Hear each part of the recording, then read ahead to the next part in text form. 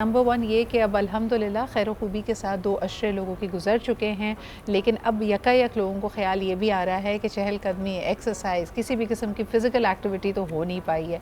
तो आखिरी 10 दिनों में आप क्या रेकमेंड करेंगे कि थोड़ी सी एक्टिविटी कैसे बढ़ाई जाए? जैसा सिदरा हमें स्टार्ट में भी मैंने कहा था कि बहुत ज़्यादा मुरगन चीज़ें या जैसे पकोड़े समोसों का इस्तेमाल हुआ है, तो उसको आप नॉर्मल करें। आप प्रॉपर रोटी सालन का इस्तेमाल करें, वो खाएं आप।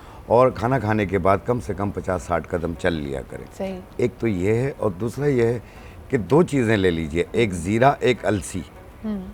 अलसी 100 ग्राम, ज़ीरा 100 ग्राम, सही। इनको मिला के पाउडर बनाएं।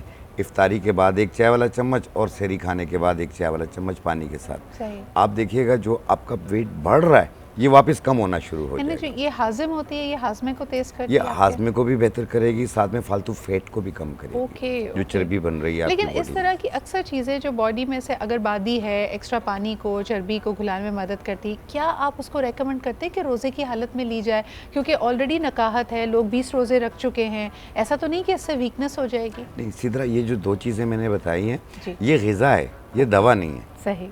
तो इसलिए आप इसे इस्तेमाल करें।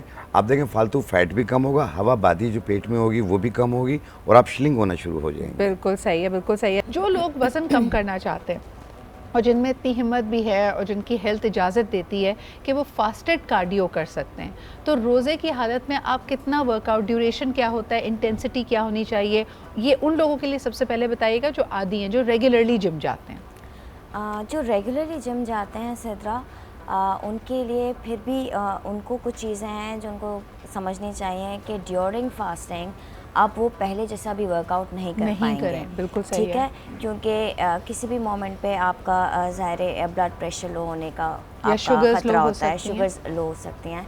तो 30 to 45 minutes during fasting enough है। और सेकेंडली आप इंटेंस कार्डियो नहीं कर सकते हैं। ओके। ठीक है ना, ज़ाहिर है आपको इनाइलेट नहीं करना है, यू हैव टू स्टिमुलेट। लेकिन मुझे बताओ, कार्डियो कर नहीं सकते क्योंकि आप कराएंगे नहीं, स्ट्रेंथ ट्रेनिंग की हिम्मत खुद नहीं होती क्योंकि वेट उठाया नहीं जा रहा होता, तो फिर करें क्या? अच्छा, बहुत अच्छी एक्सरसाइजेज हैं जो आप ड्यूरिंग फास्टिंग कर सकते हैं, स्ट्रेचेस, योगा।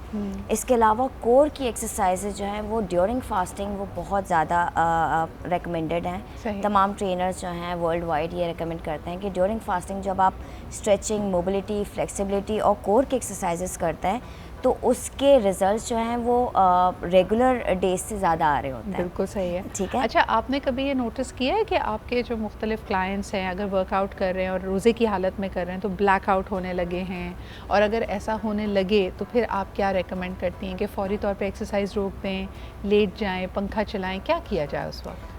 सबसे पहले तो कि बहुत ज़रूरी, वैसे तो हम वार्म अप और कूल डाउन हमेशा वैसे भी जनरली जब आप वर्कआउट कर रहे होते हो तो ये रेकमेंडेड होता है, लेकिन ड्यूरिंग फास्टिंग बहुत ज़्यादा रेकमेंडेड है कि आपके वर्कआउट से पहले, मेन वर्कआउट से पहले किसी किस्म की भी आप एक्सरसाइज करना चाह रही हैं, वार्म अप बहुत अच्छा हो, जिसमें डायनामिक स्ट्रेचेस बहुत ज़्यादा हों, जिसमें मोबिलिटी और फ्लेक्सिबिलिटी की एक्सरसाइजेज बहुत ज़्यादा हों।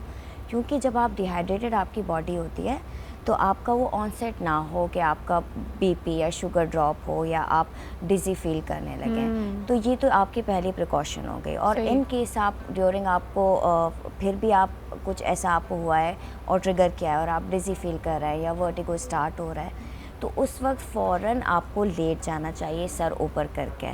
ठीक है ना, उस वक्त थोड़ी देर एंड ब्रीदिंग से आप अपना जो है बॉडी का रेगुलेट करें, ब्लड लेवल, थोड़ी देर के लिए लेट जाएं और उसके बाद जो है आप आराम से थोड़ी देर मेडिटेट करें ताकि आपको ये लगे कि आपने एक वर्कआउट पूरा कर लिया है। कूल डाउन करें और उसको वहीं पे ख़त्म कर दें। अच्छा, और ऑब्वियसली ये जो आपकी कूल डाउन की टिप्स हैं कि थोड़ी देर रुक जाएं, ठहर जाएं, लेट जाएं, थोड़ा सा कूल रूम होना चाहिए, अगर रोशनी आपको उस वक्त तकलीफ़ कर रही है तो रोशनी, पर्दे वगैरह बंद कर दें, लाइट्स ऑफ कर दें, ये आप तब भी अप्लाई कर सकते हैं जैसे बच्चे अगर बाहर से खेल कूद के आ रहे हैं, या रोज़े की हालत में आप बाज़ार चले गए और वापस आने के बाद आप डिहाइड्रेटेड फील कर रहे हैं या आपको चक्कर आ रहे हैं या आप ब्लैकआउट कर रहे हैं, ये वो टिप्स। या ख़वातीन के लिए अगर किचन में खड़ी होकर काम कर रही हैं और यकायक आपको ऐसा महसूस हो रहा है कि आप में हिम्मत नहीं है, आप नहीं कैरी ऑन कर पाएंगे, तो यकीनन ये उस वक्त भी अहम होता है।